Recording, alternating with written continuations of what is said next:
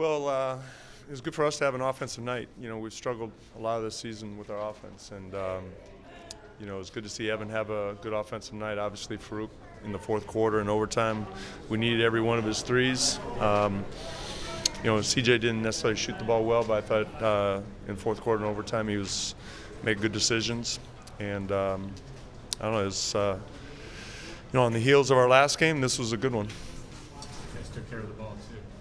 Yeah, Chicago they're not necessarily a team that forces a lot of turnovers, unlike Atlanta, which does force turnovers. But it's, the old school people, it was 108 to 104 shot attempts. You don't see that very often. I think at the end of regulation it was almost 100 per team. So it was not a lot of whistles. The ball was going up and down. So it was, it was a good game. You guys seem to slow them down in second chance points. Well, there was a stretch there. Portis really had an impact on the game in both halves. So what they ended up with, they were stuck at 21 for a long time. So that was a big part of what they were hurting us with in the third quarter.